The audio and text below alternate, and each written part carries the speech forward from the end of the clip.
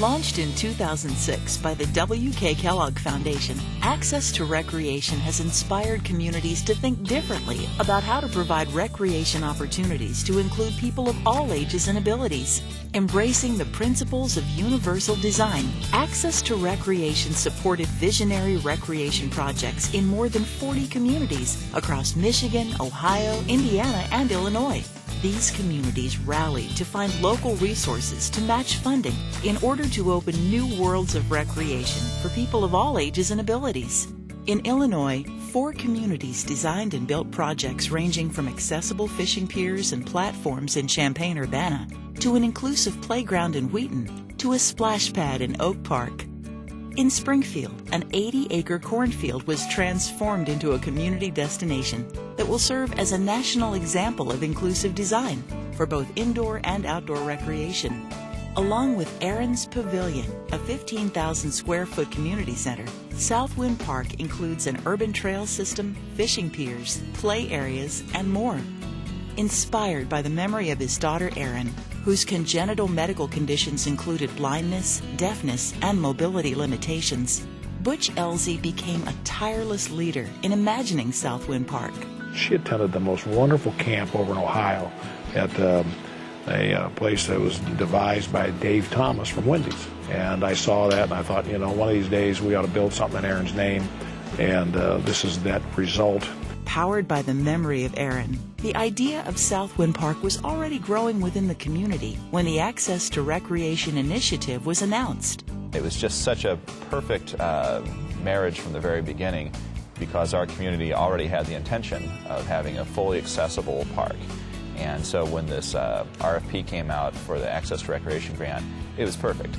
The National Center on Accessibility promotes access and inclusion for people with disabilities in parks, recreation, and tourism. Based at Indiana University and established in 1992 through a cooperative agreement with the National Park Service, NCA has emerged as a leading authority on access issues unique to park and recreation programs and facilities. The Access to Recreation initiative, I think, created new benchmarks in so many ways that really did enable communities to be able to be creative, to be able to learn about and apply the principles of universal design. Springfield is on the map for a lot of different reasons, and one of them is the tall guy with the stovepipe hat, and that would be Abraham Lincoln. This park, we kind of have an analysis of, as Lincoln was a visionary, and Lincoln saw that all men are created equal, but they weren't necessarily treated equally, that in some ways, that's kind of how we feel about the development of this park. And individuals with any type of level of disability aren't really treated equally, in that we need a venue that will actually modify human behavior and what the true meaning of inclusion is. Springfield is 125,000 people and a really fine community with great medical care and all that, but if anybody really knew what a person went through that was a parent of a disabled child, you have about 2 options, and that is go to a mall and see the same things over and over, or go home and watch TV. Butch's experience with his daughter gave him a unique vision for a park that could make a difference, not just for people with disabilities, but for the entire community as well. What are you going to build? What are you going to make useful for everybody? And that's what this park's all about. Throw away the barriers. There are no barriers. We have no barriers. These children, these parents, these grandparents should have no barriers. There's a legal definition for someone who has a disability, and it is a impairment that affects one or more major life activities. So someone who has difficulty walking, talking, hearing, seeing in their daily life. People do think of wheelchair users when they think of disability, and I think that's because we see the universal symbol for accessibility, which is that little stick wheelchair user. There are hidden disabilities or ones that are not as obvious. The park includes 4 sensory gardens, accessible playgrounds, and an open-air amphitheater, all built to the principles of universal design. A handheld navigation system, vehicular assistance, walkways, and signage all work together to ensure that Southwind Park presents no barriers to people as they gather to enjoy each other and the out of doors.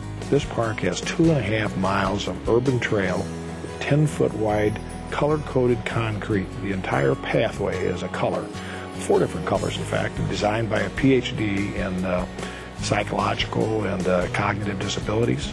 And so you could take a child with autism and say, if you'd like to go for a walk in a park, stay on this color. This device is so awesome because what it is it's a walking tour. So not only does it serve as a navigation guide to get you from one feature to the other in the park, but in addition to that, this walking tour will get you there, but it will also then tell you about like our environmental sustainable efforts that we're doing throughout the park system. Southwind Park is an ambitious $18 million project that would not have been possible without the support of individuals and organizations throughout the region. You have to look at your own community and see what's going on, where the energy is, and what the desires are of the community. Other communities that may not be working with these kinds of dollars can say, I've seen something that does work, and now I can go and do that same thing with my limited dollars. The people have really come together, donated their time, their money, everything. You know, it's just bringing the community all together. Makes you feel good. And it started as a very modest idea, and then, as I said, turned into be not only a huge park that is disability inclusive, which is a nice cliche, but it's more of an attitude than it is a facility. And this is that result